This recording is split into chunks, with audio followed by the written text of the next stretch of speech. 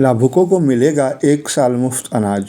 राज्य में हरा राशन कार्ड धारक 20 लाख लाभुकों को 1 साल तक मुफ्त राशन मिलेगा। जनवरी से दिसंबर 2023 तक राज्य खाद्य सुरक्षा योजना से जुड़े लाभुकों को निःशुल्क राशन मुहैया कराने के प्रस्ताव को गुरुवार को मुख्यमंत्री हेमंत सोरेन की अध्यक्षता में हुई कैबिनेट की बैठक में मंजूरी दी गई। इसके तहत प्रति लाभुक प्रति वर्ष 1 रुपये की दर से चावल दिया जाता है। बैठक में 25 प्रस्तावों को मंजूरी दी गई। झारखंड राज्य खाद्य सुरक्षा योजना से आच्छादित लाभुकों के लिए मापदंड राष्ट्रीय खाद्य सुरक्षा अधिनियम की तरह ही रखे गए हैं। केंद्र ने 1 साल तक निःशुल्क अनाज की घोषणा की है। अब झारखंड ने भी हरा राशन कार्ड धारक लाभुकों को निःशुल्क अनाज देने का फैसला लिया है।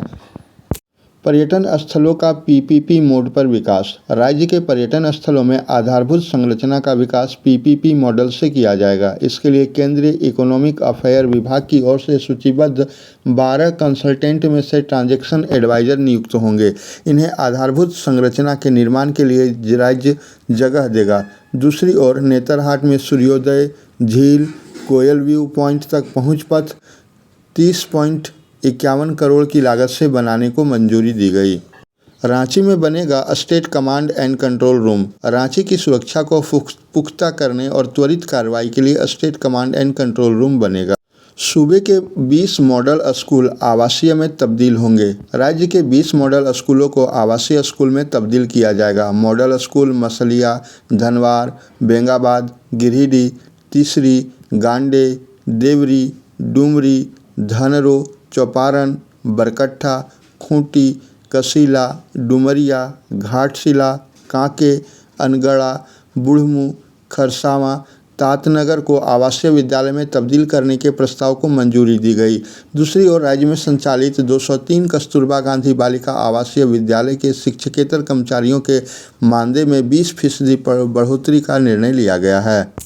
सूखा राहत को 268 करोड़। राज्य के 22 जिलों के 226 प्रखंडों को सूखाग्रस्त घोषित किया गया है। प्रभावित किसानों को आर्थिक सहायता पहुंचाने के लिए JACF से 268.14 करोड़ रुपए लेने की स्वीकृति दी गई है। नर्सों को बॉन्ड पर दी जाएगी 10,000 की नौकरी। राज्य के सरकारी नर्सिंग संस्थानों की प्रशिक्षु परिचारिकाओं को 1 वर्ष के लिए राज्य के अस्पतालों में बॉन्ड के आधार पर सेवा देने का प्रस्ताव मंजूर किया गया है। रिम्स की तरह यह व्यवस्था अब पूरे राज्य के जिला अस्पतालों और मेडिकल कॉलेजों में लागू होगी। इन्हें 10,000 रुपये मासिक वेतन दिया जाएगा। बॉन्ड तोड़कर 1 साल से पहले सेवा मुक्त होने की स्थिति में 1 लाख रुपये जुर्माना देना होगा। मुख्यमंत्री हेमंत सोरेन ने गुरुवार को झारखंड मंत्रालय में एकीकृत ई-मार्केट प्लेटफॉर्म NCDEX ई-मार्केट्स NEMAL के अधिकारियों के साथ बैठक की। इसमें कहा कि झारखंड के किसानों की आय में वृद्धि के लिए सरकार निरंतर प्रयासरत है। झारखंड के किसानों द्वारा उत्पादित वस्तुओं का उचित मूल्य उन्हें मिल सके, इस निमित्त एक बेहतर बाजार प्रबंधन तैयार करने की आवश्यकता है। मुख्यमंत्री ने कहा कि राज्य में वनोपज अधिक मात्रा में पाए जाते हैं। माइनर फॉरेस्ट प्रोड्यूस की खरीद बिक्री के लिए NEMAL सीधो कान्हो कृषि एवं वनोपज राज्य सहकारी संघ लिमिटेड के साथ समन्वय बनाकर एक किसानों को बेहतर बाजार की सुविधा उपलब्ध कराएं। यह भी कहा कि राज्य के किसानों को उनकी उपज का उचित मूल्य प्राप्त हो। इसके निमित्त राज्य सरकार बाजार मैनेजमेंट पर बल दे रही है।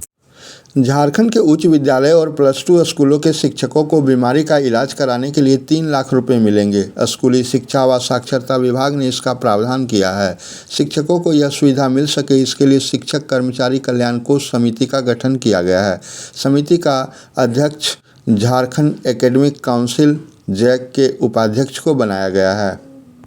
राज्यपाल ने तीसरी बार लौटाया वित्त विधेयक। राज्यपाल रमेश बैस ने झारखंड विधानसभा से पारित झारखंड वित्त विधेयक 2022 को तीसरी बार राज्य सरकार को वापस लौटा दिया है। राज्यपाल ने इस विधेयक को राज्य सरकार को यह निर्देश देते हुए लौटा दिया कि उस विधेयक में उल्लेखित बिंदुओं व विवरणों की गंभीरतापूर्वक समीक्षा की जाए, साथ ही उस पर विधि विभाग से मंतव्य लेकर ही स्वीकृति के लिए भेजा जाए। चनाचूर फैक्ट्री संचालक से घूस लेते खाद्य सुरक्षा अधिकारी सहित 2 धराए। गुरुवार को एसीबी की टीम ने धनबाद में जिला खाद्य सुरक्षा पदाधिकारी अभिषेक आनंद व सेवानिवृत्त कर्मचारी रामपति तिवारी को रिश्वत लेते हुए दबोच लिया। एसीबी ने दोनों को जेल भेज दिया है। बताया गया कि गोमो की जीतपुर रिटायर्ड कॉलोनी निवासी रुपेश गुप्ता गोमो के बैता रोड में चनाचूर नमकीन बनाने की एक छोटी फैक्ट्री गुप्ता फूड प्रोडक्ट्स के नाम पर चलाते हैं। कुछ दिन पहले उनकी फैक्ट्री का लाइसेंस एक्सपायर हो गया था। लाइसेंस रिन्यू करने के लिए उन्होंने 1 फरवरी को कार्यालय में आवेदन दिया था। 2 फरवरी को जिला खाद्य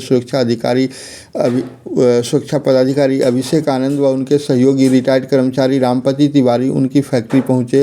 लाइसेंस रिन्यू करने के लिए उन्होंने 80,000 रुपये की मांग की। रुपेश रिश्वत नहीं देना चाहते थे। उन्होंने धनबाद एसीबी कार्यालय में इसकी शिकायत की। शिबू सोरेन अस्वस्थ, मेदांता अस्पताल में हो रहा उपचार। राज्य के पूर्व मुख्यमंत्री और झारखंड मुक्ति मोर्चा के अध्यक्ष शिबू सोरेन अस्वस्थ हैं। सांस में तकलीफ की शिकायत के बाद उन्हें गुरुवार को मेदांता अस्पताल में भर्ती कराया गया। वे लगातार चिकित्सकों की निगरानी में हैं। उनका उपचार कर रहे मेदांता के चिकित्सक डॉक्टर अमित कुमार ने बताया कि उन्हें सांस लेने में तकलीफ हो रही थी। इसके बाद उन्हें उपचार के लिए अस्पताल में लाया गया। चिकित्सीय जाँच में उनके किडनी और लंग्स में हल्की दिक्कत सामने आई है।